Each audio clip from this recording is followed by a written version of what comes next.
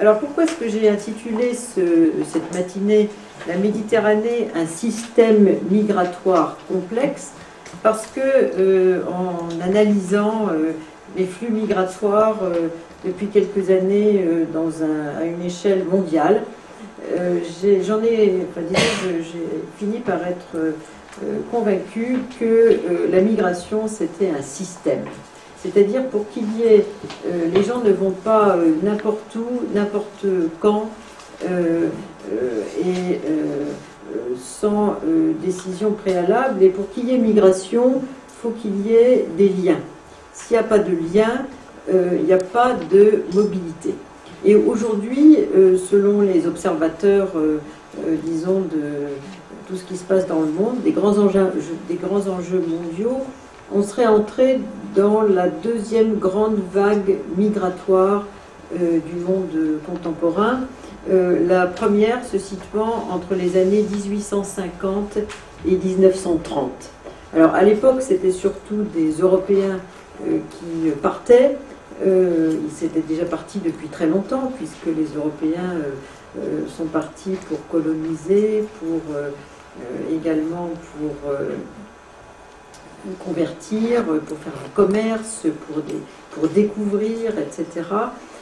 Mais cette grande période de vague migratoire sur plusieurs siècles a connu une apogée dans les années 1850-1930 à cause du capitalisme mondial et surtout du changement de mode de transport.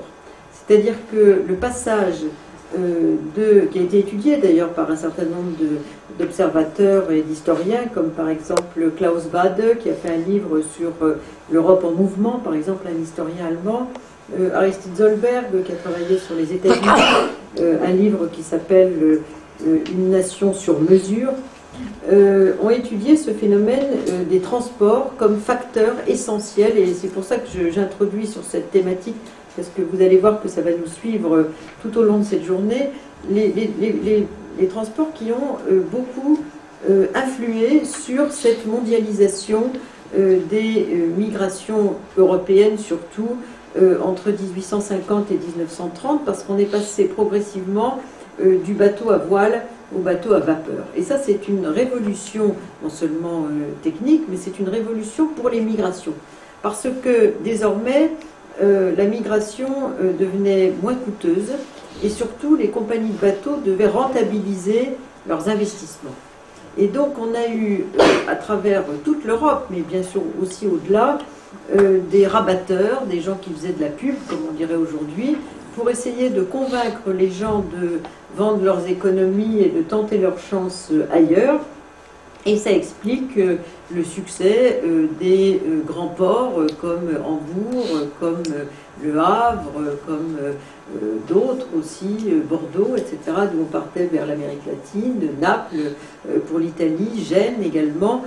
Tous ces points de départ vers de grandes aventures ont accompagné le capitalisme des transports et notamment du bateau à vapeur qui a multiplié par 10, par 20, par 30 les départs parce que désormais c'était un départ de masse. Donc depuis ces années de la fin du 19e siècle et du début du 20e siècle, on est entré dans une migration internationale de masse. Et aujourd'hui, on est aussi dans cette configuration, migration internationale de masse, puisque aujourd'hui, non seulement les moyens de transport qui sont plus en bateau à vapeur, on peut regretter, mais c'est comme ça, qui se font par d'autres moyens, divers surtout selon le statut des gens, se sont généralisés, le coût a beaucoup baissé, mais aussi un phénomène qui est arrivé seulement il y a 20 ans, c'est un peu plus vieux que l'IREMO, c'est la généralisation de la possibilité d'avoir un passeport. Ça paraît complètement anodin, mais si on regarde le monde d'il y a 30 ans, il y avait des tas de régions du monde qui n'étaient pas seulement le monde communiste, qui étaient au sud aussi, notamment dans beaucoup de pays d'Afrique subsaharienne, il était et asiatique, très difficile d'avoir un passeport et les pays exerçaient leur tutelle sur les individus à travers la délivrance ou pas, plus ou moins discrétionnaire, plus ou moins d'ailleurs rétribuée, des passeports. Et depuis 20 ans, il y a eu une prise de conscience de la part de tous ces pays, et surtout aussi bien sûr dans l'ensemble du monde communiste, à l'exception de la Corée du Nord, que c'était mieux si les gens pouvaient partir, circuler, revenir, etc. Et donc il y a eu une généralisation de la possibilité d'avoir un passeport, et ça a complètement développé la mondialisation de la migration. Ceci dit, c'est pas considérable. Compte tenu de toutes les difficultés qu'on a dans le monde, il y a seulement 3% de la population mondiale qui est inscrite dans un parcours de migration internationale. À peu près 220 millions de personnes. Et on a, outre ces 220 millions, on a environ 740 millions de migrants internes. Donc la migration interne, surtout d'ailleurs suite à des conflits, est 3 fois supérieure à la migration internationale, la migration à l'intérieur d'un pays sans traverser des frontières. Et cette migration interne va s'accroître sans doute dans l'avenir avec les fameux déplacés environnementaux qui, pour l'essentiel, tout à l'heure je vous montrerai une carte, sont au sud et qui se dirigeront surtout à l'intérieur des pays eux-mêmes endommagés par le changement climatique et quelques autres catastrophes naturelles. Donc en fait, on a sur 7 milliards de personnes sur le globe, on a 1 milliard de personnes qui sont en situation de mobilité, mais seulement 220 millions de migrants internationaux. Il y a une définition des Nations Unies, qui est reprise d'ailleurs par l'INSEE, du migrant. C'est celui qui est né dans un pays et qui vit dans un autre pays que celui où il est né. Donc il y a aussi des nationaux qui sont des migrants. Il y a des gens qui sont regardés comme migrants parce qu'ils sont entre guillemets visibles, mais qui n'ont jamais migré, qui sont nés dans le pays où les parents se sont installés. Donc ces migrations internationales, elles sont organisées en système. C'est-à-dire que pour que les gens aillent d'un point à un autre, il faut qu'il y ait des liens, certains disent des réseaux, souvent des réseaux transnationaux qui traversent les frontières, des liens qui sont pour la plupart des liens qui sont liés par la migration antérieure, c'est-à-dire très souvent, ou par des liens historiques, linguistiques, coloniaux, etc. La rencontre aussi d'une demande et d'une offre de main-d'œuvre, très souvent, est un facteur de création de ces liens, de ces systèmes migratoires. Et ce qu'on observe aujourd'hui, c'est que malgré le phénomène de mondialisation des migrations dans lequel on est entré, c'est-à-dire qu'il y a 30 ans, il y avait une trentaine de pays d'accueil, une trentaine de pays de départ. Aujourd'hui, presque tous les pays du monde sont concernés soit par le départ, soit par l'accueil, soit par le transit. Souvent par les deux ou les trois à la fois. Un pays comme le Maroc, comme la Turquie, comme le Mexique et beaucoup d'autres, sont des pays qui sont à la fois pays de départ, pays d'accueil, pays de transit. Et c'est le cas de l'ensemble du pourtour méditerranéen. Même la France est redevenue ce qu'elle était au XIXe siècle, un pays de transit, par exemple avec les Afghans. Des gens qui traversent la France, non pas pour s'y installer, mais pour essayer d'aller ailleurs. Donc en fait, on a non seulement ce phénomène de mondialisation, mais de systèmes migratoires de plus en plus régionaux, et précisément l'espace euro-méditerranéen constitue un espace migratoire régional, plus qu'un espace, un système migratoire régional. C'est-à-dire, en fait, une relation de dépendance de l'un vis-à-vis de l'autre, de liens constitués de longue date, économiques, culturels, linguistiques, politiques, on va le voir, etc.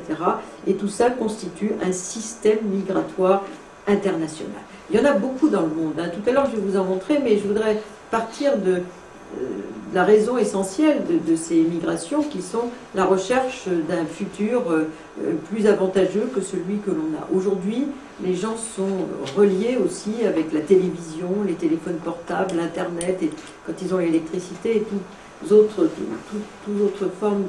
formes de liens.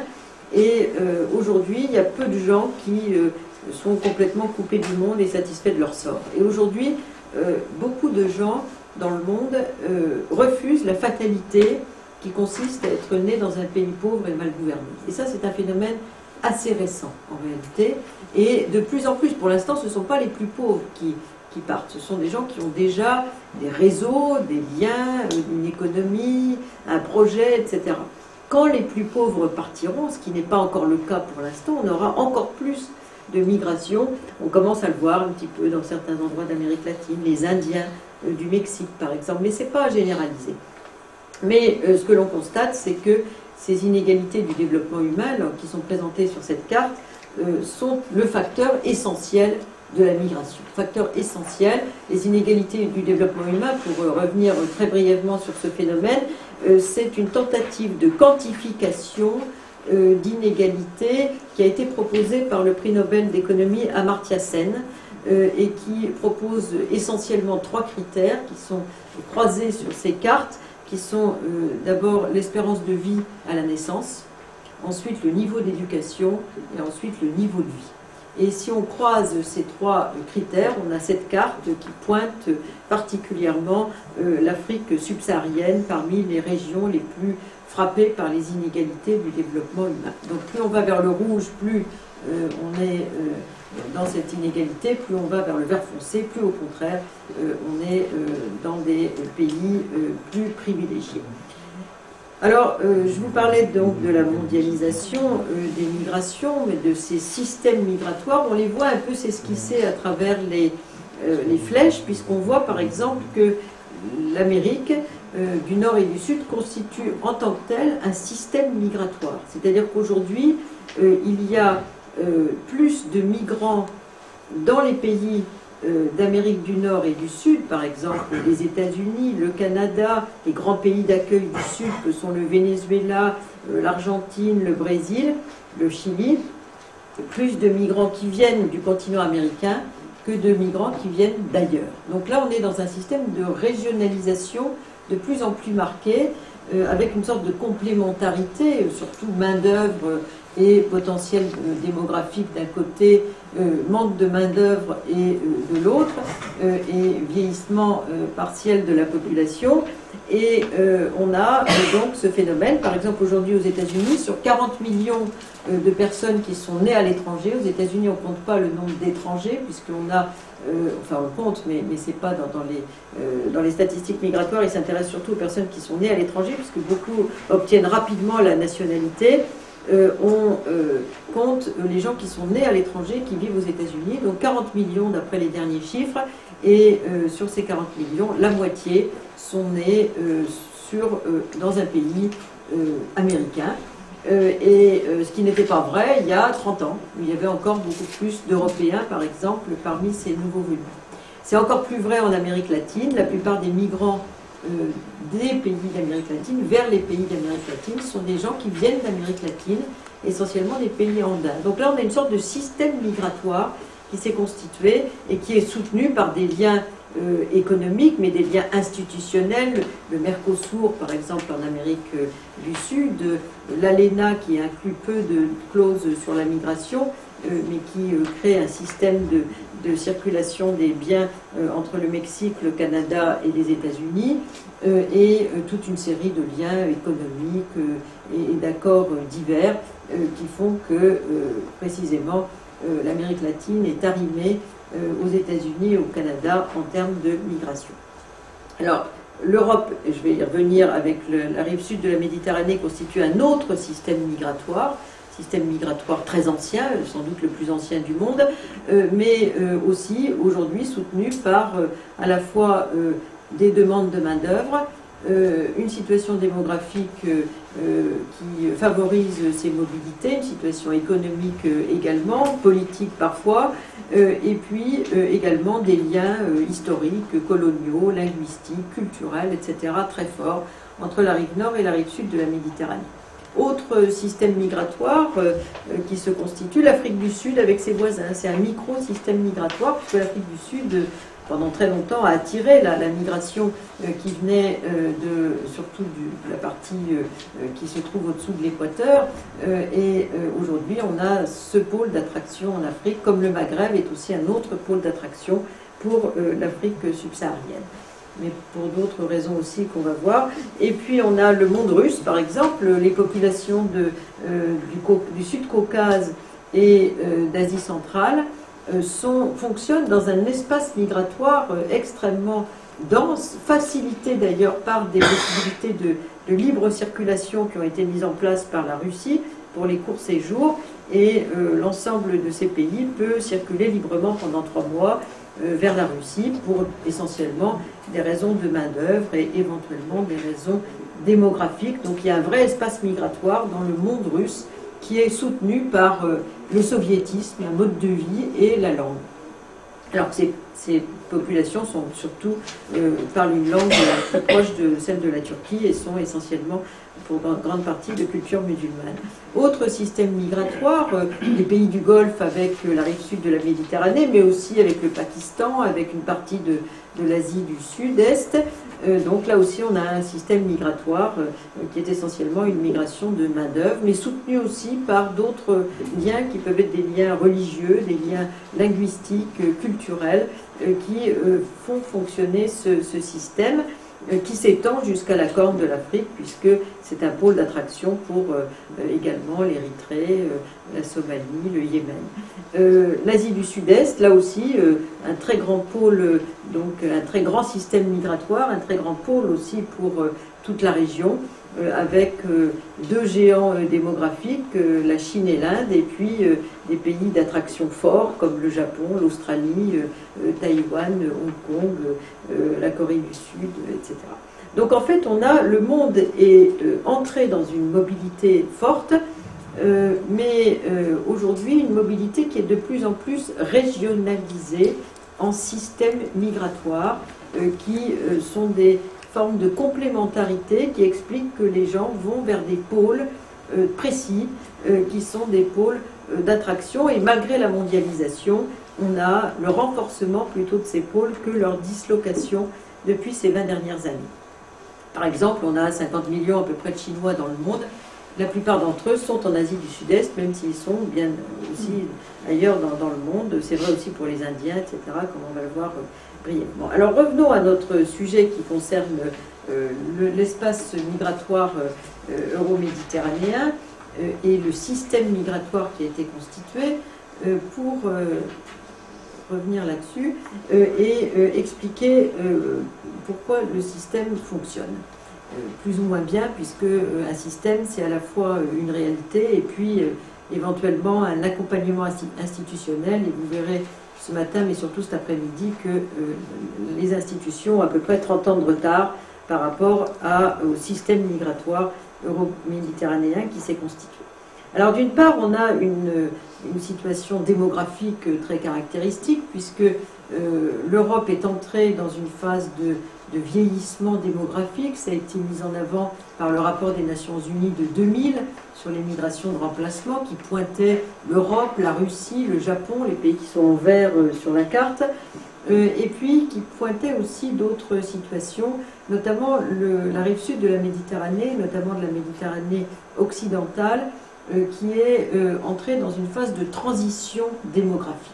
Transition démographique, ça veut dire qu'en une génération, on est passé de familles nombreuses à 2,5 enfants par femme, entre 2,3 et 2,5 dans ces pays, à cause du succès, pour l'essentiel, des politiques de planning familial, et avec quelques exceptions, l'Égypte, les Palestiniens, mais dans l'ensemble, tous ces pays, y compris la Turquie, l'Iran, sont entrés dans cette phase de transition démographique. Donc ce phénomène est caractéristique. Ceci dit, la situation aujourd'hui se creuse entre le vieillissement d'un côté et des populations jeunes de l'autre. Si on regarde par exemple l'âge médian, l'âge qui coupe en 2 parts égales la population d'un pays. En Europe, dans les années 50, c'était de 28 ans. Aujourd'hui, c'est de 40 ans. Il y a autant de gens de plus de 40 ans que de moins de 40 ans dans les pays européens, des 27. Au Maghreb, c'est 25 ans, 50% de la population, et en Afrique subsaharienne, c'est 19 ans. Donc là, on voit le décrochage démographique fort de l'Europe par rapport à ses voisins du Sud, et aussi d'ailleurs la position intermédiaire dans laquelle se situe la rive sud de la Méditerranée par rapport à l'Afrique subsaharienne. Autre caractéristique, les inégalités de richesse et de pauvreté. Donc on pourrait presque inverser la carte de tout à l'heure avec celle-ci en regardant l'Afrique en termes de revenu national brut par habitant. Et on voit donc la fracture que constitue la Méditerranée en la matière. C'est là où il y a les grandes fractures du monde qu'il y a le plus de migration.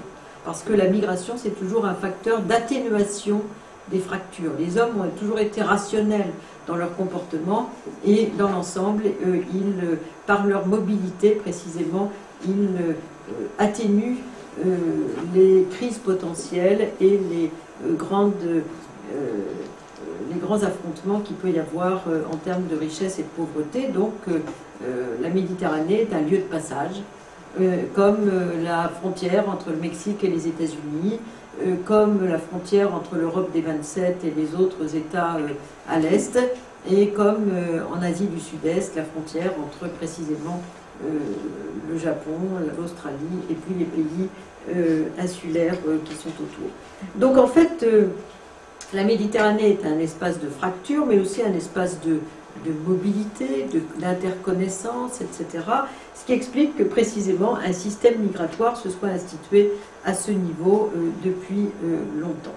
Alors pour alimenter aussi ces flux, on a eu d'autres éléments qui ont beaucoup contribué à faire en sorte que ce soit un système migratoire, aussi dans l'illégalité, puisque comme les frontières européennes se sont progressivement fermées, je vais y revenir, les réseaux de passage qui ont fait de la frontière une ressource, une économie, sont très denses. Ils sont très denses en Méditerranée parce que la distance est faible, le coût est beaucoup moins cher que d'aller d'Asie jusqu'en Europe, donc il y a des petites entreprises par rapport aux grosses entreprises qu'on peut avoir tout à fait à l'est et au sud-est. Et la Méditerranée est aussi un lieu de mort. On a eu à peu près 17 000 morts en Méditerranée entre 1998 et 2008. Donc c'est un lieu, c'est aussi malheureusement un vaste cimetière compte tenu de la fermeture des frontières du Nord et compte tenu de l'importance de l'économie du voyage au Sud. Alors, autre élément aussi, la diasporisation des migrations. Là, je vous en montre deux, les Indiens et les Chinois, mais il y en a beaucoup d'autres. Et je voudrais simplement insister sur le fait que cette diasporisation est un facteur extrêmement puissant au Sud. Aujourd'hui, en Europe, on a deux grandes diasporas, ou quasi-diasporas, puisque les États existent et ils sont de plus en plus actifs d'ailleurs sur ce terrain-là, pour notre espace euro-méditerranéen. On a d'un côté les Turcs et de l'autre les Marocains. Les Turcs sont la plus grande diaspora, pour l'instant non européenne en Europe, suivie par les Marocains. Et parce qu'ils sont on a trois types de configuration, si j'ose dire, migratoires dans cet espace. On a d'abord le couple migratoire. Le couple migratoire, c'est une seule nationalité dans un seul pays. Par exemple, les Algériens en Europe, qui sont essentiellement en France. 92% des Algériens en Europe sont en France. Donc en fait, là, il y a une sorte de couple migratoire. On a peu d'Algériens ailleurs qu'en France dans les pays européens. Et il y a une sorte de relation d'amour et de haine ancienne et qui se perpétue. Mais c'est véritablement dans le bilatéral que se jouent ces relations migratoires. En revanche, pour le Maroc ou pour la Turquie, c'est dans la diaspora. La diaspora, c'est-à-dire en fait une nationalité qui est nombreuse et qui est répartie dans plusieurs pays européens et qui tisse entre ces pays des liens transnationaux forts, qui sont des liens économiques, des liens associatifs, des liens culturels, religieux, matrimoniaux, etc. Il y a une très forte activité de cette diaspora de façon autonome, parfois par rapport aux pays de départ, mais de plus en plus encouragée par les pays de départ. Donc les Turcs les plus nombreux, suivis par les Marocains, et qui sont très représentés dans leur vie associative, et de plus en plus d'ailleurs suivis par les pays de départ qui ont compris l'intérêt qu'ils avaient à accompagner ces diasporas en Europe comme façon d'exercer une influence et d'être présents par migrants interposés dans les pays européens. Aujourd'hui, il y a une diplomatie des migrations qui s'est créée, que je développe dans mon dernier livre, et la politique diasporique des pays de départ de la rive sud de la Méditerranée est très présente. C'est-à-dire qu'elle consiste à la fois à être beaucoup plus ouvert et même favorable, ce qui n'était pas le cas dans le passé, à la double nationalité. Par exemple, pendant très longtemps, la Turquie a été hostile à la double nationalité. Aujourd'hui, on a de plus en plus de doubles nationaux parmi les migrants qui viennent du sud de la Méditerranée dans les pays européens, parce que les pays européens ont ouvert le droit de la nationalité avec le droit du sol depuis 20 ans seulement. La plupart des pays autrefois en Europe, sauf la France, le Royaume-Uni et l'Irlande, étaient plutôt des pays de droit du sang, parce qu'ils avaient été conquis par Napoléon, qui avait exporté l'idée révolutionnaire du droit du sang comme libérateur par rapport au droit du sol de l'ancien régime. Et donc l'Angleterre et l'Irlande, qui n'ont pas été conquises, sont restées au droit du sol, ce qui a été très pratique pour leurs colonies quand elles sont devenues indépendantes, pour absorber rapidement, puisque c'était des colonies de peuplement, les nouveaux arrivants. En revanche, pour l'Europe, la plupart des pays européens ont abandonné au moment des conquêtes napoléoniennes et du Code civil le droit du sol et ont acquis le droit du sang, qui permettait d'accompagner le mouvement des nationalités, etc. Et ce droit du sang a été relativement déphasé par rapport au phénomène migratoire au cours des années récentes. Et donc la plupart des pays européens, sauf l'Italie, ont modifié leur droit de la nationalité depuis 20 ans pour faire une place au droit du sol, ce qui leur a permis d'absorber parmi les nouveaux nationaux plus facilement les générations issues de l'immigration et ceux qui voulaient se faire naturaliser. Et donc on a de plus en plus de phénomènes de double nationalité de mieux en mieux acceptés par les pays de départ. On a également le fait que ces nouveaux citoyens, les pays d'accueil, quand ils n'ont pas pris la citoyenneté, puissent être par exemple électeurs, éligibles au niveau local. C'est un phénomène qui était mal accepté par beaucoup de pays de départ, qui est maintenant très bien accepté par les pays de départ, qui ont compris que c'était une forme de visibilité, là également dans les pays européens, aussi pour faire valoir les droits des migrants et quelques autres éléments. Et puis aussi, ces pays de départ, de plus en plus, ont développé la possibilité, ce qui est en train d'ailleurs de faire le Maroc, de pouvoir voter pour les migrants dans le pays d'origine. Aujourd'hui, le Mexique, la Colombie, etc. font pareil. En Amérique latine, il y a eu un développement de la possibilité du droit de vote national, donc pour les gens qui sont des doubles nationaux. C'est un phénomène qui se développe aussi sur la rive sud de la Méditerranée. Donc il y a une ouverture forte à l'idée qu'on puisse être doublement citoyen à part entière de la part des pays de départ. Et puis surtout, ces pays de départ financent beaucoup les associations sans que ce soit plus des amicales. Donc c'est quand même quelque chose d'un peu plus ouvert, plus multiculturel. Des associations religieuses aussi. L'organisation des religieux passe souvent par un regard des pays de départ et également finance toute une série de phénomènes de réseautage pour que les élites ne perdent pas les liens avec le pays de départ et qu'elles puissent se réinvestir dans de meilleures conditions dans les pays de départ. Donc tout ça facilite le réseautage, ces politiques diasporiques des pays du sud de la Méditerranée. Et puis également à travers donc toute une économie de l'entreprise. Donc il y a beaucoup de travaux qui ont été faits là-dessus, Jocelyne Césari et quelques autres, sur l'intense activité de ceux qui peuvent circuler librement, c'est-à-dire qui sont des doubles nationaux ou qui ont la nationalité d'un pays européen seulement, qui sont souvent des acteurs économiques de part et d'autre entre la rive nord et la rive sud de la Méditerranée. Il y a une très grande activité dans ce domaine.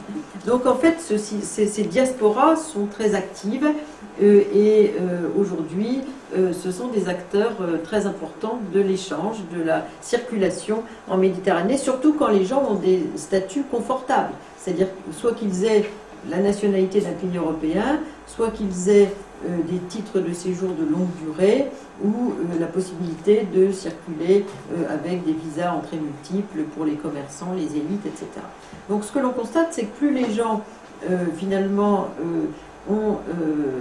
peuvent circuler librement, plus ils le font, mais moins ils s'installent. Donc on a une sorte d'entrée en mobilité de catégories plutôt, disons, aisées et des élites de la rive sud de la Méditerranée vers le nord, alors que plus précisément le statut est précaire, plus complètement illégal, plus les gens s'installent, faute de mieux, ils se sédentarisent, puisqu'ils ne peuvent pas aller et venir, et c'est ce qu'on constate particulièrement en Méditerranée, par exemple avec les fameux haragas, les gens qui grillent les frontières, comme on dit, qui s'embarquent, c'est surtout une population jeune et masculine, et qui, quand ils arrivent, il y a une très belle thèse qui a été faite là-dessus, qui a été publiée d'ailleurs, de Marie-Thérèse Tétu sur les haragas, et qui montre que précisément, tant qu'ils n'ont pas de papier, ils ne peuvent pas faire autre chose que rester sur place en Europe, et que dès qu'ils ont leur papier, la première chose qu'ils font, c'est qu'ils retournent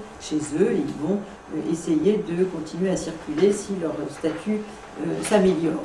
Donc il y a une volonté de circulation que l'on note très forte, mais qui n'est pas nécessairement, notamment dans les discours de ceux qui s'installent dans cet imaginaire du voyage, qui n'est pas nécessairement une volonté d'installation définitive, c'est plutôt une volonté de vivre dans la mobilité, d'organiser sa vie autour de la mobilité en tirant parti des ressources de la rive nord et de la rive sud de la Méditerranée. Donc ça c'est très fort dans les discours, notamment des jeunes, dans les enquêtes, etc. Alors bien sûr il y a une mobilité étudiante aussi, comme je le montre ici, forte, notamment entre le Maghreb et l'Europe. Et puis ce que l'on voit aussi, de nouvelles couches de population que je n'ai pas montré sur la carte, mais tous ces phénomènes diasporiques sont un élément très important d'accompagnement. Puis on a d'autres formes de présence qui sont le saupoudrage. Le saupoudrage, c'est-à-dire en fait des nationalités qui sont réparties un peu partout dans les pays européens, pas nécessairement avec des liens forts entre elles, mais qui se sont dispersées à la faveur de la mondialisation des flux. Et c'est moins le cas de nos migrations entre le nord et le sud de la Méditerranée, qui sont beaucoup plus sur le modèle soit du couple migratoire, par exemple les Turcs en Allemagne, 72% des Turcs en Europe sont en Allemagne, ailleurs c'est plutôt une diaspora, ou des Marocains en Europe. Alors, ça c'est la tendance de ces flux, c'est un phénomène qui se poursuit, mais alors un autre élément qui est très important, c'est que il ne faut pas uniquement voir la rive sud de la Méditerranée comme un espace fermé qui ne regarde que vers le nord. Au contraire, ce qui se passe aujourd'hui, c'est que comme les politiques migratoires européennes se sont durcies, je rappelle très rapidement le système européen, il est construit sur 3 scénarios qui ne se sont jamais produits. C'est-à-dire que la première idée, quand l'Europe a commencé à fermer ses frontières, le premier pays européen, à l'époque il n'y avait pas encore de politique européenne de l'immigration, c'était le Royaume-Uni en 1962. Qui a anticipé d'ailleurs face à la montée de l'extrême droite ce qui s'est passé ensuite en Europe. Ensuite on a eu la France, l'Allemagne en 1973, la France en 1974 comme le Benelux, et ces pays ont fermé leurs frontières à l'immigration de travail face à la crise économique qui se profilait et à la crise surtout pétrolière. Donc fermeture des frontières, alors qu'avant on avait, avec la rive sud de la Méditerranée, plutôt une noria, comme disait Sayad, l'aller-retour, etc., la libre circulation au terme des accords d'Évian, l'Algérie qui ferme ses frontières en 1973 suite à une vague de xénophobie anti-algérienne, notamment à Marseille à cette période, donc l'Algérie a même précédé l'Europe en la matière. Et puis les pays européens donc ferment progressivement leurs frontières. Et à l'époque, l'idée, c'était que c'était la fin de l'immigration de masse, de travail, que l'Europe avait connue depuis les années 50 pour la reconstruction, et puis avec la période précisément des 30 Glorieuses. Donc c'est la fin de cette période des 30 Glorieuses. Et la première idée, c'était qu'il n'y aurait plus d'immigrés. ou alors que les Européens allaient remplacer par leur libre circulation interne, qui avait été mise en place progressivement après le traité de Rome en 68, la libre circulation des travailleurs, qu'ils allaient être mobiles à l'intérieur de l'Europe, comme l'avaient été les Portugais, les Espagnols, les Grecs, etc., les Italiens. Et autre idée, qu'il y aurait une substitution des nationaux éventuellement au chômage aux migrants, main-d'œuvre peu qualifiée d'alors. Et autre idée également qui ne s'est pas produite, donc que la plupart des migrants allaient repartir chez eux. Alors on a mis en place des politiques de retour, surtout avec la rive sud de la Méditerranée, des politiques de retour soit à l'initiative des États européens, la France, l'Allemagne, les Pays-Bas, soit de façon bilatérale, comme ça a été fait avec l'Algérie dès 1981. On avait un accord bilatéral qui incluait de la formation. Ensuite, on a développé ces systèmes bilatéraux, le Maroc en a bénéficié, quelques autres pays, la Turquie aussi. Et puis, on a eu donc des politiques de retour développement qui ont été mises en œuvre, le fameux million de M. Stoleru quand il était secrétaire d'État à l'immigration et au travail manuel, etc. Et se développent donc ces idées. Et c'est sur ce système qui n'a jamais bien fonctionné et qui pour l'essentiel était erroné, parce que la plupart de ces scénarios, comme je vous le disais, ne se sont jamais produits, qu'on a construit notre fameux système Schengen. Schengen, initialement, c'est surtout la libre circulation intérieure. L'idée qu'on va ouvrir les frontières, donc c'est expérimental, hein, le Royaume-Uni, la France, le Danemark n'en sont pas partie prenante, la Suisse qui est entrée récemment dans Schengen n'y était pas non plus, en fait c'est l'idée que l'Europe est un espace de libre circulation, donc c'est l'essentiel de l'esprit de Schengen, hein, 1985, et puis bien sûr, mais c'était à l'époque on mettait moins l'accent là-dessus, la fermeture des frontières extérieures. Fermeture des frontières extérieures, puisqu'on se dit que on n'a plus besoin d'immigration, l'économie est en crise, donc c'est fini, c'était une période, on ferme la période des 30 Glorieuses, c'est terminé. Et le résultat a été inverse. C'est-à-dire qu'il y a eu beaucoup de mobilité sur la pression des frontières externes et peu de mobilité interne. Jusqu'en 2004, il n'y avait que 3% des Européens qui travaillaient dans un autre pays que le leur. Ce qui a boosté, si j'ose dire, la libre circulation européenne, ça a été l'entrée des pays de l'Est, qui ont d'ailleurs anticipé cette mobilité, puisque dès 1991, ils ont obtenu, sauf la Roumanie et la Bulgarie, la libre circulation, les accords de Visegrad, et ils ont commencé à circuler sans avoir le droit de travailler, mais déjà il y avait des marchés polonais à Berlin, etc. Ils étaient laveurs de carreaux, ils faisaient le ménage, ils faisaient de la peinture, ils étaient très présents. Et puis les Roumains étaient déjà présents en Italie pour garder des personnes âgées, les fameuses badanti. Et donc on a vu, et des Polonaises aussi d'ailleurs, et donc on a vu le développement de cette migration de travail qui a légalement pu travailler à partir de 2004 dans les pays européens qui leur ont donné l'accès rapide au marché du travail, comme le Royaume-Uni et l'Irlande. Et le Royaume-Uni est devenu un grand pays d'accueil des Polonais, alors qu'avant c'était l'Allemagne qui était la terre d'immigration des Polonais pendant la période récente. Donc, mobilité interne, mais seulement depuis 2004. Pour le reste, c'est surtout sur les frontières sud que se sont effectuées les pressions migratoires. Et depuis les années 90, l'Europe, vis-à-vis du Sud, a fait de sa politique migratoire essentiellement une politique de contrôle des frontières, avec toute une série d'instruments divers. D'abord des accords, ce qu'on appelle des sommets européens. Donc on a eu des sommets, par exemple le sommet de Séville en 2002, Thessalonique en 2003, La Haye en 2004. Ensuite on a eu des instruments, si j'ose dire, des instruments technologiques sophistiqués. Par exemple, on a le système d'information Schengen, le fameux SIS, qui est une informatisation des données qui enregistre non seulement les sans-papiers identifiés et les déboutés du droit d'asile pour l'ensemble des pays européens. Ensuite, alors cette fois-ci, on n'est pas à 12, on était à l'époque à 15, puis maintenant on est à 27, donc c'est pas le côté expérimental de Schengen. Et puis, on a également pour les demandeurs d'asile, donc un système de prise des empreintes digitales informatisées, le système Eurodac.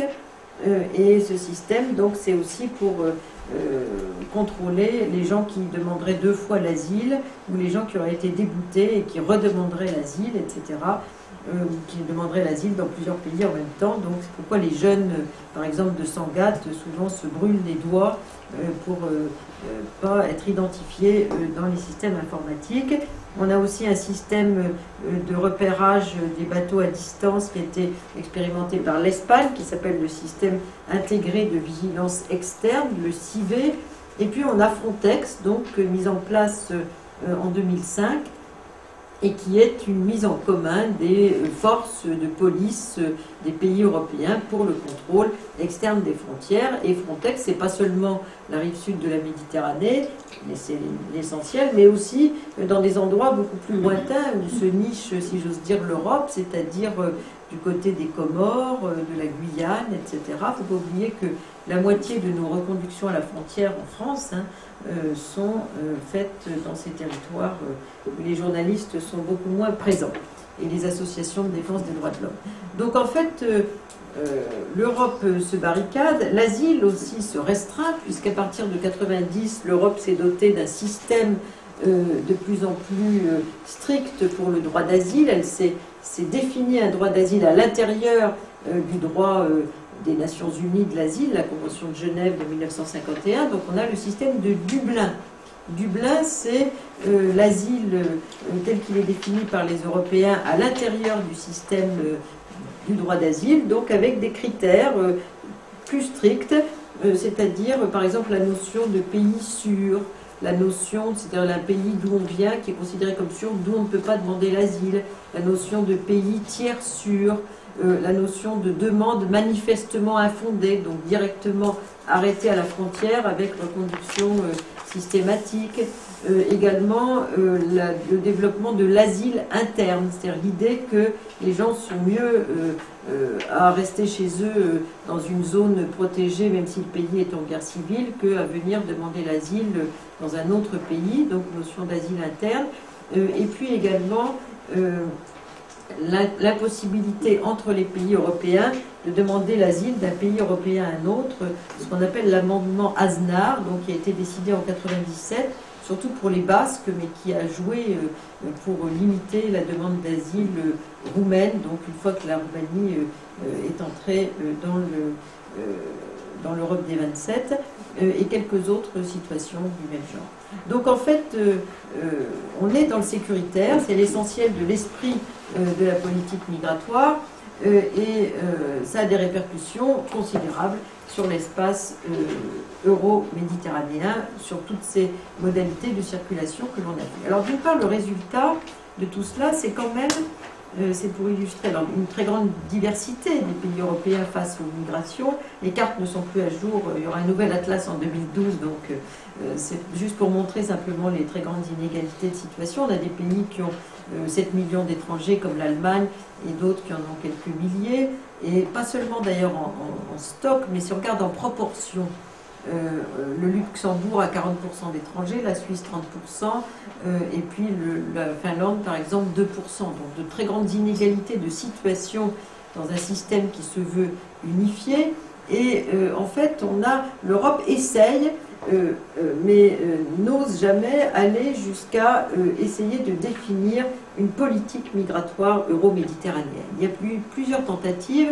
La première tentative, c'était les accords de Barcelone, 1995-2005, où il y avait plusieurs paniers, si j'ose dire, et à l'intérieur desquels était abordée un peu la question des migrations, mais pas véritablement franchement. Il y a eu toutes sortes de propositions en la matière pour, par exemple, alléger le système des visas, et en gros, Barcelone frôle la question des migrations parce qu'elle s'inspire des accords de libre-échange nord-américains ALENA, qui n'ont pas introduit la dimension migratoire en disant que la circulation des marchandises allait être une alternative à la circulation des personnes entre le Mexique, les États-Unis, le Canada. Même chose pour Barcelone, puisqu'on a dit la question migratoire est extrêmement scabreuse. Donc on va plutôt mettre l'accent sur la libre circulation des biens.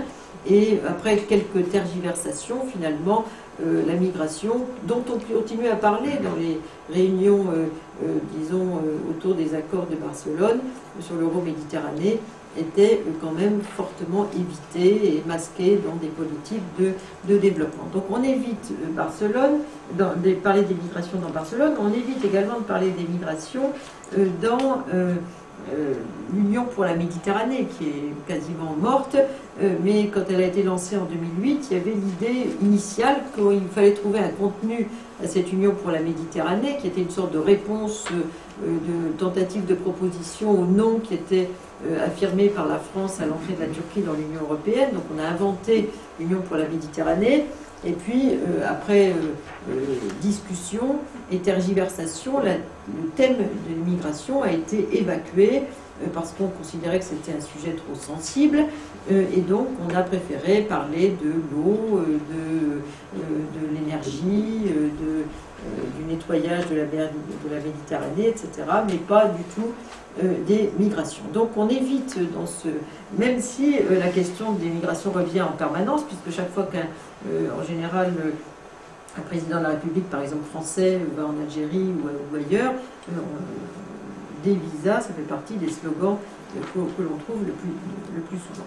Et même si on a en permanence donc une sorte d'autre diplomatie qui est beaucoup plus secrète, qui est la diplomatie des accords bilatéraux et multilatéraux. Le réseautage, si j'ose dire, de ce système migratoire euro-méditerranéen, il est essentiellement dessiné par des accords bilatéraux qui sont finalement une façon des pays européens de s'affranchir du système européen et de continuer à négocier d'homme à homme. Ça a été le cas entre Berlusconi et Ben Ali, ou entre Berlusconi par exemple et Kadhafi, mais la France aussi. On a une vingtaine d'accords bilatéraux avec les États du sud de la Méditerranée et au-delà. Et en fait, ces accords bilatéraux, c'est un peu vous contrôlez les frontières et on vous offre du développement.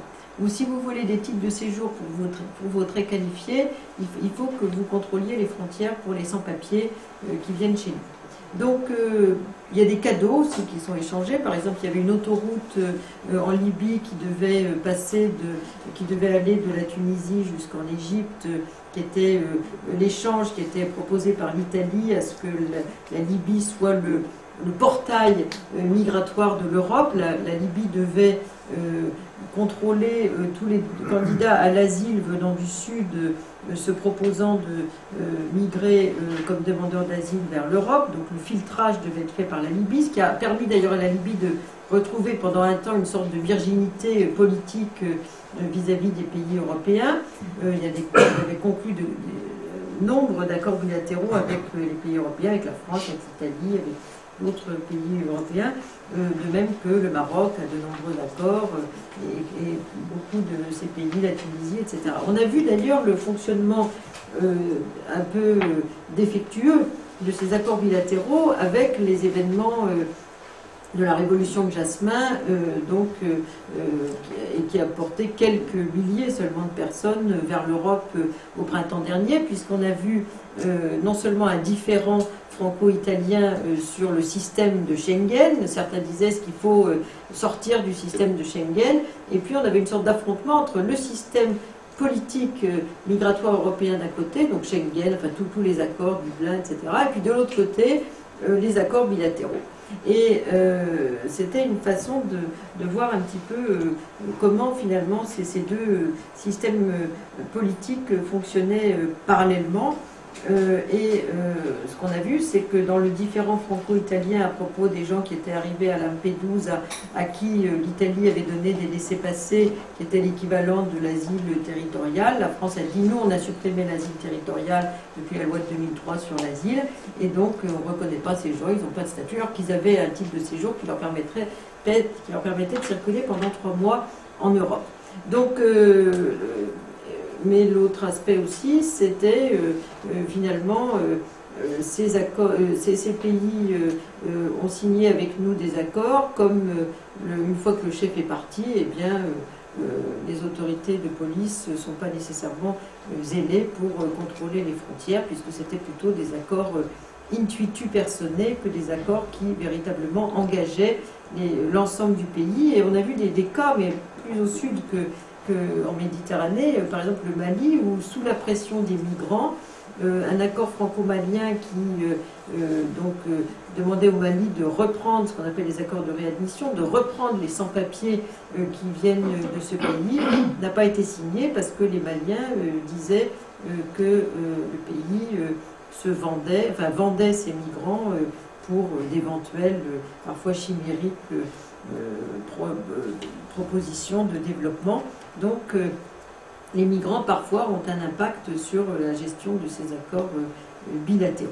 Et multilatéraux aussi, puisque certains pays ont signé des accords avec l'ensemble de l'Europe par lesquels ils doivent reprendre donc les sans-papiers, qui ne sont pas nécessairement leurs nationaux, qui sont aussi des gens en transit chez eux. Et j'y viens rapidement. Le Maroc, par exemple, aujourd'hui fait l'objet d'une pression forte de l'Union européenne qu'il a refusé pour l'instant, pour signer un accord multilatéral avec l'Union européenne pour reprendre les sans-papiers ayant transité par le Maroc, mais venant soit du Maroc, soit d'autres pays qu'ils auraient traversés. Et le Maroc fait valoir qu'il est dans une situation crucial du point de vue géographique, puisque c'est par le Maroc aujourd'hui, compte tenu de la proximité avec l'Espagne, qu'il y a beaucoup de passages, même si les lieux de passage qui ont été étudiés par exemple par Ali Ben Saad sont très nombreux. Mais ce qu'il faut voir, c'est que le Maroc dit, un argument qu'utilise aussi la Russie, qui fait l'objet de la même pression de l'autre côté, nous avons des relations diplomatiques privilégiées avec nos voisins dans la région, et donc nous allons ruiner toutes ces relations pour vous faire plaisir et signer les accords. Donc le prix est trop élevé pour nous, pour notre diplomatie, que de signer ces accords de réadmission avec l'ensemble de l'Union européenne. Donc des accords multilatéraux, et la Russie donne le même argument de l'autre côté. Donc l'Europe se barricade. On en parlera cet après-midi, je ne vais pas y revenir, mais je voudrais simplement insister sur la conséquence de ce système. La conséquence, c'est que sur la rive sud de la Méditerranée, je vais revenir sur cette carte. En fait, on a des pays qui sont de plus en plus des pays de transit. Et aujourd'hui, le Maroc, puisqu'il contrôle ses frontières au nord, en vertu des accords bilatéraux signés avec les pays de l'Union européenne, c'est vrai aussi pour la Tunisie, pour l'Algérie, pour d'autres pays, c'était le cas, on l'a vu avec la Libye, mais parce que la Libye était un pays d'accueil, ce qu'on a tendance à oublier, essentiellement dans la région, pour des migrations qui venaient travailler dans l'économie pétrolière, eh bien, ces pays sont devenus des pays qui reçoivent une migration subsaharienne, qui se proposait de transiter par les pays pour aller vers l'Europe. Et comme les frontières sont fermées ou difficiles à franchir, ben, les gens restent dans une situation pas très claire ni très confortable pour eux, puisqu'ils sont sans papier. La plupart des pays du Sud n'ont pas encore de politique migratoire clairement définie et souhaiteraient bien sûr qu'il y ait beaucoup plus de fluidité en termes de migration. Et donc on a un phénomène de sédentarisation aléatoire et non voulu de gens qui sont en transit mais qui aujourd'hui font partie du paysage migratoire de la rive sud de la Méditerranée. C'est vrai aussi en Turquie. La Turquie est devenue un grand pays d'accueil, ce qu'on a tendance à oublier, un grand pays de transit. Et il ne faut pas oublier que la Turquie a construit un espace de libre circulation avec 65 pays voisins. 65 pays voisins, surtout pour booster le tourisme, pour 3 mois.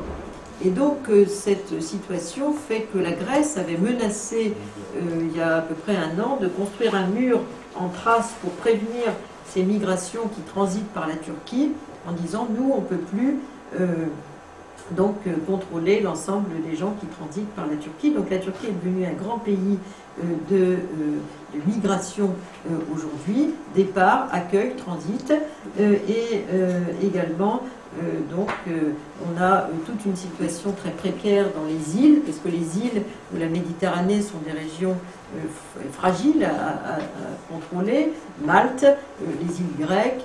On a parlé tout à l'heure de Lampedusa, les Canaries, puisque comme les frontières sont fermées, il faut aller de plus en plus loin pour essayer d'arriver en Europe. Donc les îles sont des lieux d'intense migration, et ces îles sont dans une situation complexe, et je terminerai simplement là-dessus. Je voudrais insister sur le fait que on a une migration bien sûr sud-nord. On a vu qu'on avait aussi une migration sud-sud, puisque en Méditerranée, on a un pays comme la Libye et l'Algérie, qui sont des pays d'attraction pour la main-d'œuvre, mais aussi on a une migration nord-sud vers la Méditerranée. Et de plus en plus, le tourisme international en Méditerranée sud devient une migration d'installation. C'est-à-dire qu'aujourd'hui, alors on a un peu le paradoxe entre l'ouverture des frontières, les gens sont les bienvenus dans les pays du Sud comme touristes, mais quand leurs nationaux veulent aller au Nord, c'est beaucoup plus compliqué. Certains pays ont voulu rétablir la réciprocité, par exemple il faut un passeport aujourd'hui pour, si vous voulez vous rendre en Algérie, et on a aujourd'hui une installation qui est étudiée d'ailleurs par certains géographes comme Rémi Knafou, une installation durable, parfois définitive, de gens avec le vieillissement démographique justement, de jeunes retraités au sud, dans le sud de l'Europe, mais aussi sur la rive sud de la Méditerranée. Ça se développe beaucoup au Maroc, en Tunisie et ailleurs. Et donc Malte aussi est très concernée par cette réalité. La Bulgarie aujourd'hui joue la carte d'une population moins aisée qui voudrait vivre au soleil et sur les bords de la mer Noire, etc. Donc on a la carte du tourisme qui devient une installation durable, nord-sud, donc une migration nord-sud est également une des caractéristiques de la rive sud de la Méditerranée. Alors pour terminer peut-être sur ce système migratoire, je voulais juste vous montrer 2-3 caractéristiques de ces migrations telles qu'elles existent. Alors là je vais vous le montrer, mais pour la France, on est le sud aussi pour les Anglais par exemple, puisqu'on a un British Land avec des régions bien précises qui correspondent d'ailleurs souvent à des régions qui ont été occupées par les Anglais depuis le Moyen-Âge. La Bretagne, la Normandie, l'Aquitaine sont particulièrement suivies de près, comme je vous disais, par les technologies de transport, par les compagnies aériennes low cost, qui suivent tout ça de très près, de même que pour la migration nord-sud entre la rive nord et la rive sud de la Méditerranée. Là aussi, il faut observer où s'implantent les compagnies low cost pour comprendre le mouvement de la mobilité. Et je voulais juste insister sur une chose.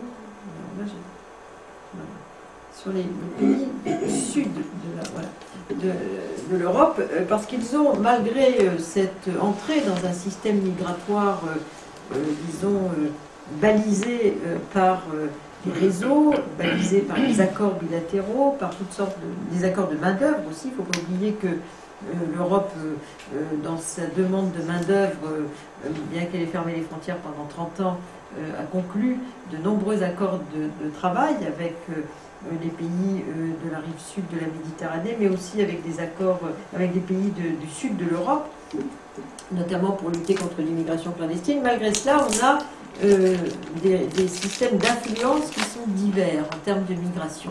Si on regarde par exemple le Portugal, on voit que c'est pas tellement la rive sud de la Méditerranée qui est le plus important, c'est les pays de langue et d'origine portugaise, les PALOP, qui constituent l'essentiel de la migration dans ce nouveau pays d'accueil qui a été longtemps un pays de départ, puisque l'essentiel des Portugais sont en France. Là aussi, on est dans un couple migratoire avec le Portugal, et les Portugais sont les plus nombreux aujourd'hui dans le recensement depuis le recensement de 1982. Donc c'est la première nationalité en France qu'on a tendance à oublier très souvent. Et ces Portugais, donc, qui sont devenus des pays, des accueillants de migrants, ont été très frappés par la décolonisation du Portugal, et donc l'essentiel de leur migration, c'est le Brésil, le Cap-Vert, l'Angola, le Mozambique, la Guinée, etc. Et puis, bien sûr, d'autres éléments qui sont un reflet aussi des accords bilatéraux auxquels a procédé le Portugal pour être un pays de tourisme, mais aussi d'installation des gens âgés. Il ne faut pas oublier que le sud du Portugal est entré dans cette dynamique du vieillissement qui crée une migration au soleil, et donc il faut de la main-d'œuvre. Donc il y a des accords qui ont été conclus avec l'Ukraine, avec la Pologne, avec tous ces pays qui sont présents, la Roumanie, etc., parmi les migrants légaux. L'Espagne, qui donc est dans un voisinage avec le Maroc, et est particulièrement concernée par la migration de la rive sud de la Méditerranée, mais aussi fortement par l'histoire coloniale espagnole, et notamment les pays d'Amérique latine, comme on le voit ici, mais aussi, là encore, à cause de sa dimension touristique et aussi d'installation définitive au soleil, comme par exemple les Allemands aux Baléares, eh bien, on a des accords bilatéraux, on ne les voit pas là, mais on a aussi une présence. Donc, si on a des Roumains, par exemple, qui ont bénéficié de ces accords de main-d'œuvre, mais aussi des Roumains pour reprendre des fermes, puisque l'Espagne, comme la France d'ailleurs, se désertifie à l'intérieur, en milieu rural, et l'Espagne a fait venir des Roumains, pas seulement pour faire la saison, si j'ose dire, ou ramasser les fruits et légumes, mais aussi pour se réinstaller en milieu rural et réinstaller dans l'agriculture, ce que la France a fait pour les Italiens dans les années 1950, en gros, avec un succès limité, mais dans le sud-ouest de la France, par exemple. Ensuite, si on regarde la Grèce n'avait aucune frontière commune avec l'Union européenne avant 2004, et on voit l'importance du voisinage des Albanais. Les Albanais ne sont guère présents en Europe qu'en Grèce et en Italie. Ailleurs, non. Et donc les Albanais constituent plus de 60% de la migration dans ce pays. Pour le reste, c'est essentiellement une migration de l'ancienne Europe de l'Est, Bulgarie, Roumanie, Russie, Géorgie, Pologne, Ukraine, etc. Donc l'Arménie également.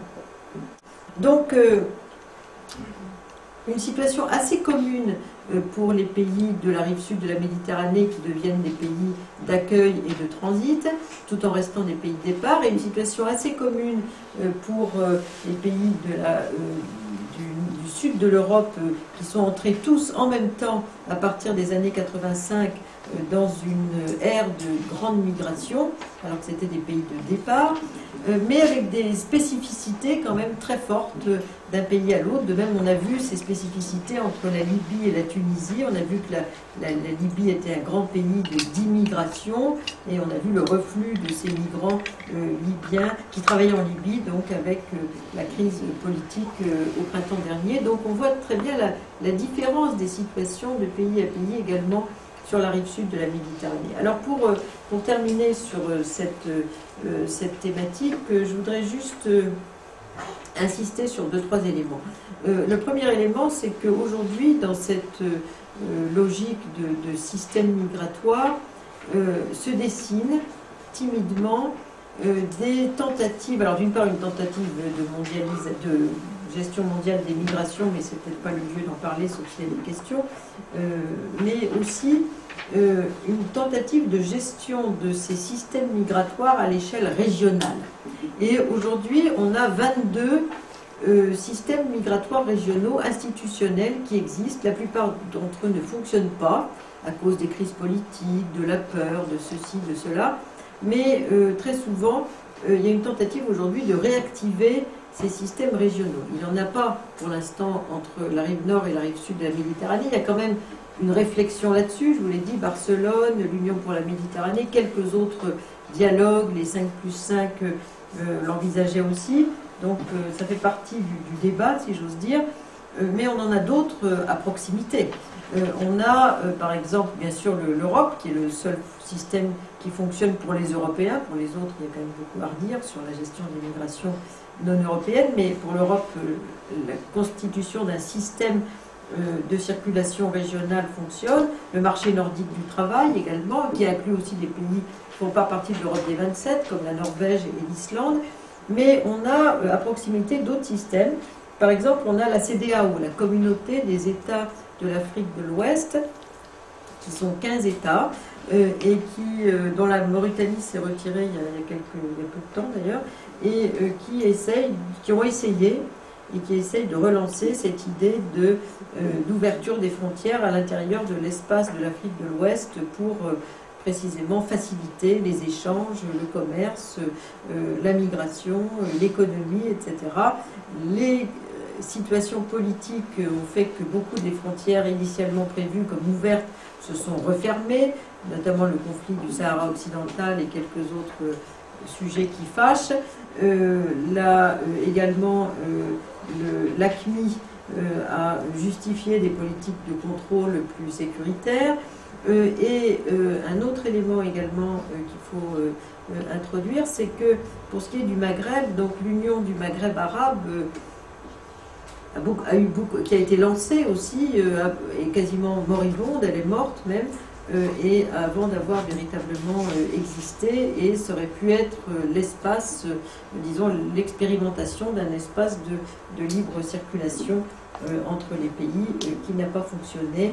Mais je pense que si on veut avancer dans la construction d'un espace migratoire euro-méditerranéen, il faut aussi que les pays du Sud soient unis entre eux dans leur position sur la question des migrations et de la gestion des migrations chez eux, mais aussi au Nord, et la réponse à la politique du Nord qui est faite pour les migrations du Sud, parce que pour l'instant, ils sont plutôt chacun dans une politique de séduction bilatérale avec les pays du Nord. C'est-à-dire qu'ils préfèrent fonctionner dans une sorte de concurrence d'image les uns par rapport aux autres vis-à-vis des pays de l'Europe que s'unir entre eux pour offrir un bloc de négociation sur la constitution d'un espace euro-méditerranéen avec l'Europe des 27. Donc là, je crois qu'il y a quelque chose à mettre, une pierre de leur côté pour que les choses avancent aussi de cette manière, et peut-être aussi en matière d'accès à la nationalité, en matière de facilitation de toute une série de fluidités qui permettraient à cet espace de mieux fonctionner pour la mobilité des hommes. L'absence de mobilité ou le freinage de la mobilité nuit considérablement à l'activité économique. D'une part, la présence des sans-papiers, aussi bien sur la rive sud que sur la rive nord de la Méditerranée, puisque tant que ces gens sont sans-papiers, ils ne peuvent pas travailler dans des conditions satisfaisantes et avoir un salaire correspondant à leur qualification. Ils peuvent quasiment pas circuler sans danger, et donc on perd beaucoup d'argent avec le maintien pendant des années en Europe, puisque par exemple le pacte européen sur l'immigration et l'asile de 2008 dit qu'il faut mettre fin aux régularisations massives. Qu'est-ce qu'on entend par régularisation massive? C'est pas défini, et qu'il faut continuer à construire des accords bilatéraux de partenariat avec la rive sud de la Méditerranée pour le développement, etc. Donc en fait, ces situations de clandestinité qui caractérisent entre autres l'espace euro-méditerranéen sont un obstacle considérable à une impulsion économique plus forte dans la région. Un autre élément également qui nuit beaucoup au fonctionnement de cet espace, c'est précisément la frilosité que manifeste l'Europe pour la multiplication de situations de visas à entrée multiples et de souplesse pour des catégories qui pourraient être fortement élargies pour bénéficier de plus de liberté de circulation, et également la grande frilosité dans laquelle on se trouve aujourd'hui pour l'élargissement des situations de binationalité. Donc en fait tout ça nuit à la création d'un système migratoire véritable. C'est un système migratoire, mais c'est plusieurs systèmes migratoires aussi, comme on a vu l'espace euro-méditerranéen. En gros, on a d'un côté Maghreb, Europe, et puis on a le Machrek de l'autre côté avec les Balkans, qui est un autre système migratoire qui, comme on a vu, fonctionne aussi un peu, mais avec d'autres pôles d'attraction Les pays du Golfe, par exemple, constituent un pôle d'attraction qui rivalise avec l'Europe pour le recrutement de travailleurs venant de la rive sud de la Méditerranée, notamment pour l'Égypte, pour également un peu la Tunisie, un peu l'Algérie. Là, il y a une véritable concurrence en la matière. Et aussi pour l'Afrique subsaharienne. Un autre élément pour terminer là-dessus, alors pour d'autres espaces, je vous disais, existent, hein, l'ASEAN, le Mercosur, la Russie et ses voisins, la Turquie et les 65 pays qui ont la libre circulation pour 3 mois, etc., créés seulement en 2010. Donc il y a une sorte de phénomène de réseautage et de constitution de systèmes migratoires à l'échelle régionale aujourd'hui, qui se recoupent d'ailleurs, et l'espace euro-méditerranéen est un exemple de recoupement entre d'un côté le pôle d'attraction que peuvent constituer les pays du Golfe et puis le pôle d'attraction que peut constituer l'Europe. Il ne faut pas oublier qu'aujourd'hui, sur les 220 millions de migrants dans le monde, il y a 63 millions de migrations sud-nord et 62 millions de migrations sud-sud. Le reste, nord-nord, nord-sud, est-ouest, etc. Mais les migrations sud-sud sont aussi importantes aujourd'hui que les migrations sud-nord. Et peut-être l'espace où ça se vérifie le mieux, c'est précisément l'espace migratoire euro-méditerranéen. Alors, qu'est-ce qui se joue dans cet espace, pour terminer, avant de vous donner la parole, beaucoup de fonctionnement de réseau. Et précisément, les travaux de terrain, les thèses sont l'occasion d'observer un peu tous ces réseaux. Alors, les réseaux économiques avec le commerce en Méditerranée. De ce point de vue-là, la fermeture de l'Europe, des frontières de l'Europe, a ruiné un certain nombre d'espaces de commerce, comme par exemple Marseille, qui fonctionnait beaucoup avec l'Algérie avant la mise en place des visas et du passeport européen à partir de 86. Ensuite, un autre élément également de cette intense activité, c'est les réseaux associatifs qui fonctionnent de part et d'autre de la Méditerranée. Il y a des quantités, il y a un maillage associatif très fort de différentes formes. Ça peut être de droits de l'homme, culturel, etc., qui est très très intense entre la rive nord et la rive sud de la Méditerranée, notamment autour du dialogue des cultures, par exemple, qui faisait partie des éléments des accords de Barcelone, encouragés par l'Union européenne. Également, il y a des accords de développement, de co-développement décentralisé entre la rive nord et la rive sud de la Méditerranée, notamment avec l'idée qu'il vaut mieux conclure avec des partenaires intermédiaires qu'avec nécessairement systématiquement les États.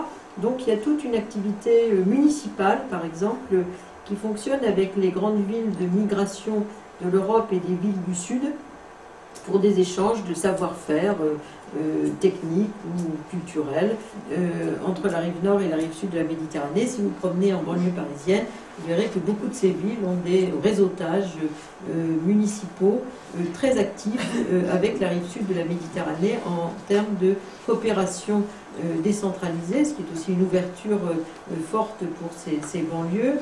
Et puis, et de l'autre côté d'ailleurs, et puis, mais en même temps, la difficulté, c'est que on est parfois dans un dialogue de sourds dans ces partenariats de développement, parce que d'un côté, ça a été étudié, un de mes étudiants, Thomas Lacroix, avait fait sa thèse là-dessus, les réseaux marocains du développement. Il montrait que finalement, il y avait tout un savoir-faire associatif depuis les années 90-95 qui était un peu en déshérence faute de financement, et qui a essayé de recycler ce savoir-faire militant et associatif dans des politiques de développement dans les pays de départ des migrants. Et donc, ce que savaient faire ces leaders associatifs, civiques, c'était faire de la mobilisation.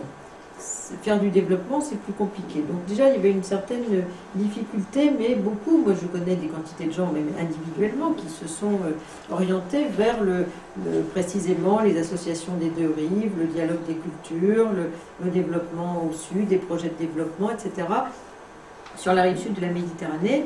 Et dans les pays de départ, les associations de développement sont actives également, parfois encouragées par les pouvoirs publics, à l'échelle plutôt régionale ou locale, mais l'objectif d'un certain nombre de leaders, et peut-être, ou le savoir-faire, est peut-être moins le développement que créer une sorte de visibilité politique pour une carrière future.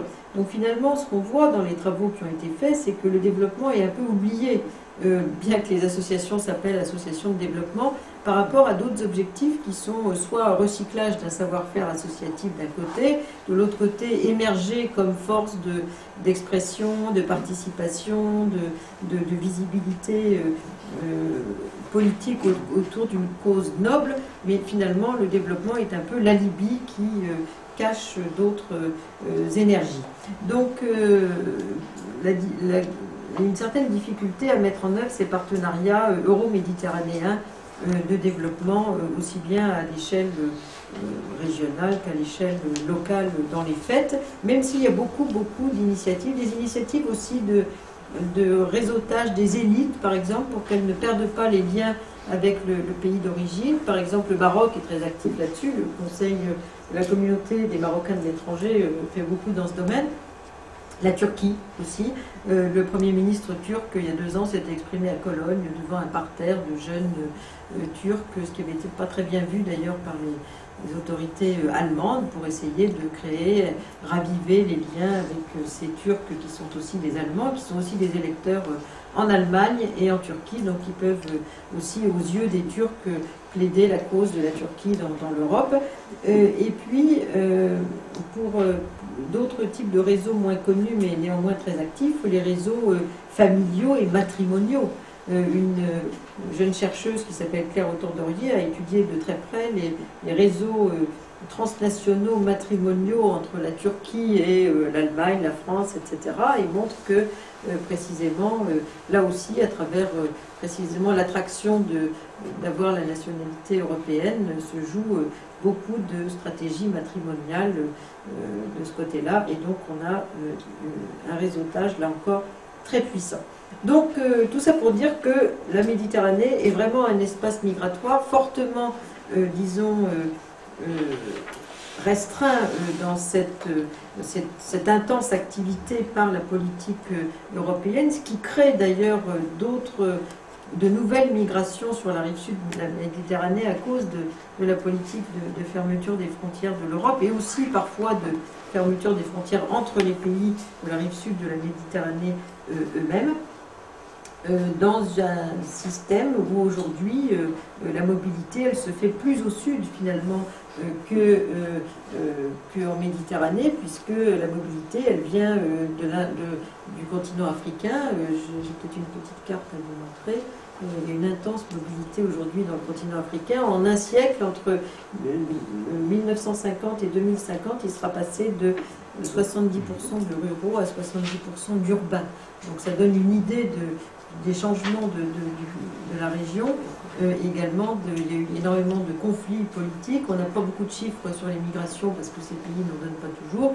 En revanche, on connaît les migrations forcées par le commissariat aux réfugiés de toute cette région. Et les migrations sont aussi le résultat de tous ces conflits qui ont poussé les gens hors de chez eux. Et le réchauffement climatique va aussi accentuer, disons, le phénomène. Je ne sais pas si je vais une certaine difficulté. Alors dans la Méditerranée, je n'ai pas du tout parlé d'Israël, mais je voudrais en dire un mot parce qu'Israël a aussi reçu beaucoup de migrations qui venaient de Russie après la chute du mur de Berlin. Et alors là, je sais pas si ça bouge tout seul. Je voulais juste dire qu'Israël a fait le plein à peu près des migrants potentiels qui voulaient s'installer en Israël et se définissaient comme juifs. Et donc Israël est dans la même situation démographique que l'Europe. Donc elle est menacée aussi par le déclin démographique. Et cette situation est riche de retombées politiques. C'est pas Jean-Paul Chagnolot que je dirais ça, il le sait mieux que moi, mais sur l'évolution de la situation dans la région. Israël aujourd'hui fait aussi appel à une main-d'œuvre méditerranéenne, par exemple qui vient de Roumanie pour faire le ramassage de fruits et légumes, compte tenu des pénuries de main-d'œuvre sectorielles. Donc ça concerne également notre thématique. Je voudrais juste vous montrer la dernière carte qui concernait les déplacés environnementaux pour vous montrer où se situe. Alors pour le continent africain notamment et la région de la Méditerranée en la matière, puisque c'est une région qui aura à vivre les conséquences de toute une série de phénomènes de changement climatique qui vont nécessairement se rabattre vers notamment la partie nord du continent africain et éventuellement constituer des déplacés environnementaux, ce qui montre l'actualité aussi de la rive sud de la Méditerranée face aux flux migratoires. Donc je vais peut-être m'arrêter là, et puis on va passer à vos questions si vous en avez.